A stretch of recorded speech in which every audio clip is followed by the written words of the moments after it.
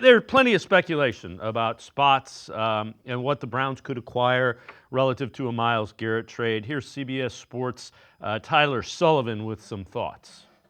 Possibly where he could go, it could range for a multitude of places because the asking price is pretty massive. We're talking 2 first-round picks has kind of been the baseline here, and as you've seen, there's a couple of different options, and the Detroit Lions make a ton of sense. They've been drafting and developing at a tremendous rate over the last few years. Number 1 seed in the NFC, one and done in the playoffs. Now might be the time to not follow that path of going for the young rookies and kind of building up through the draft. Now it might be the time to push your chips into the middle and bring in a guy like Myles Garrett. G-Bush, I don't like the Patriots. If they want to give me a first, the 4th overall this year and a first next year, I'd be more inclined. I like the idea of Daron Payne, a young defensive lineman. I'm not as crazy about the 28th pick and another pick that's going to be low. Again, none of them are great, but I would prefer to get 2 high first-round picks, which the Patriots are going to be higher than the other 2.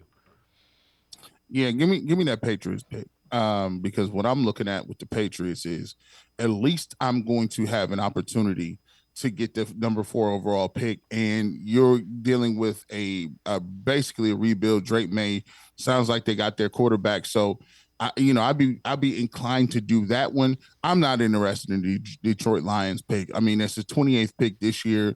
They're going to be Super Bowl contenders for the next 2 to 3 years, given what they got. And listen, I'm not into handing people Super Bowls. I mean, you got Hutchinson, and then we're going to give you Myles Garrett. Now, granted, you are in the NFC, so we don't have to see you like that. But if they want to jump the Philadelphia Eagles, if they want to get past some of these teams in the NFC, they're gonna have to pay something.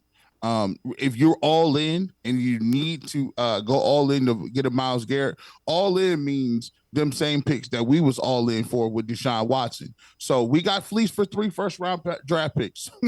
I'm gonna make it be known. Listen, we got fleeced.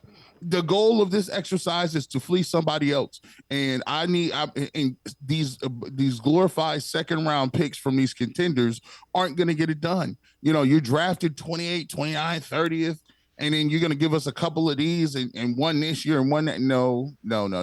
If you're all in, I'm going to need you to have a skin in the game, and you're going to have a little bit of angst before you got to sell this one to your fan base, because I'm not going to give you Myles Garrett, a generational pass rusher, to put you over the top, and we get some glorified second-round picks.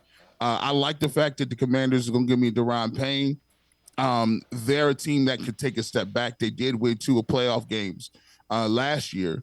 But we see how things go. You could take a step back a little bit. The Texans were a team that played very well last year. I think CJ Stroud and the Texans didn't hit the same trajectory we thought they would in year 2. So, that's more interesting because I am getting a defensive tackle that you can play and plug and play right now. But if it would go to in order of most liked, I would take the Patriots. Then second would be the Commanders pick. And then third, which I'm not considering at this moment, would be the Detroit Lions. Yeah, and for the Patriots, they better come up with another number 1. They had it as a number 2 in 2026. Yeah. It's got to be a 1 this year and 1 next year.